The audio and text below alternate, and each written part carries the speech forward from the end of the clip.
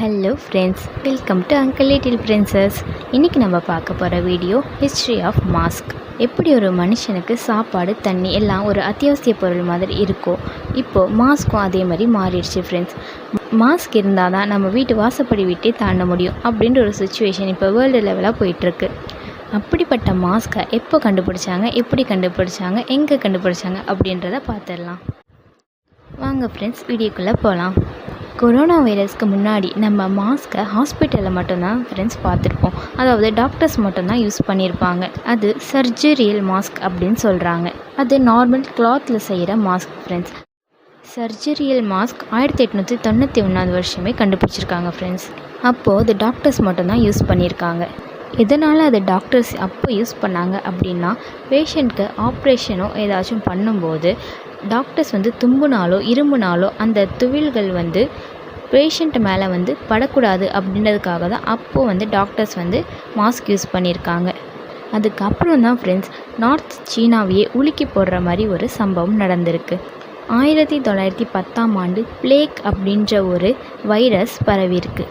இந்த வைரஸை world level dangerous fever அப்படின்னு சொல்லியிருக்காங்க. பிகாஸ் இந்த வைரஸ் ஃபீவர் வந்தவங்க 2 டேஸில் டெத் ஆகிடுவாங்க.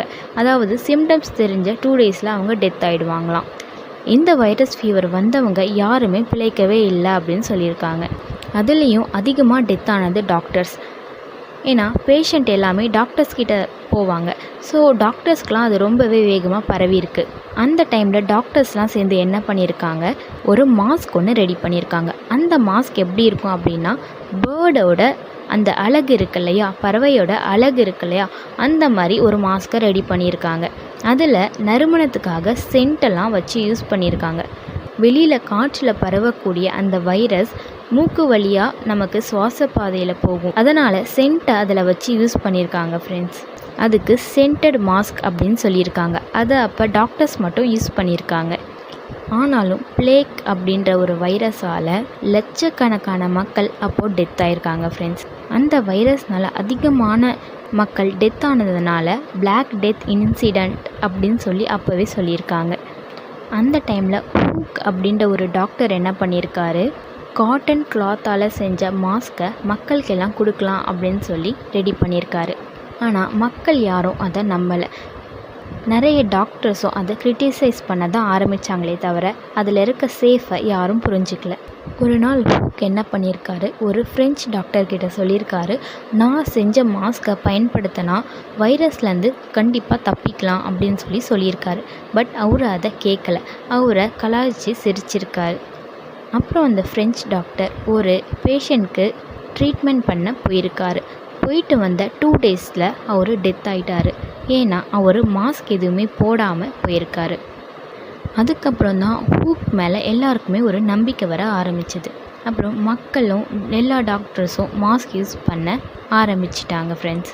அதுக்கப்புறம் தான் மாஸ்க் படிப்படியாக ஃபேமஸ் ஆகியிருக்கு. ஃபர்ஸ்ட் கர்ச்சீஃபில் ஸ்டார்ட் ஆன மாஸ்க், அப்புறம் சர்ஜரியல் மாஸ்க், சென்ட் மாஸ்க், காட்டன் மாஸ்க் அப்படின்னு சொல்லி அதுக்கப்புறம் தான் N95, N99, P95 or 95 அப்படின்னு நிறைய வெரைட்டியில் வந்திருக்கு. நார்மல் சர்ஜரியல் மாஸ்க்குக்கும் N95க்கும் என்ன டிஃப்ரெண்ட் அப்படின்னா, நீங்கள் நார்மல் சர்ஜரியல் மாஸ்க் யூஸ் பண்ணும்போது உங்களுக்கு சைடில் நம்ம தாடைக்கிட்டெல்லாம் கேப் வரும். பட் N95 மாஸ்க் யூஸ் பண்ணும்போது ஃபுல்லாக க்ளோஸ் ஆகியிருக்கும். ஸோ அது நமக்கு கொஞ்சம் சேஃப்டியாக இருக்கும். ஸோ N95 மாஸ்க்கை உயிர் காக்கும் சாதனம் அப்படின்னு சொல்கிறாங்க. அப்புறம் N95 மாஸ்க் பொல்யூஷனும் கண்ட்ரோல் பண்ணுது. 1910 வந்த அந்த பிளேக் நோய்க்கு அப்புறமா வந்த ஃபஸ்ட்டு பெரிய டிசீஸ் அப்படின்னா அது 2019 வந்த கொரோனா வைரஸ் தான் ஃப்ரெண்ட்ஸ். ஸோ எல்லோரும் மாஸ்க் போட்டுக்கிட்டு மட்டும் வெளியில் போங்க. 200 ஃபைனுக்கும் போலீஸுக்கும் பயந்து மாஸ்க் போடாதீங்க. ஃபேமிலிக்கும் ஃப்ரெண்ட்ஸுக்கும் ரிலேஷன்ஸ்க்கும் பயந்து மாஸ்க் போடுங்க. Thank you friends.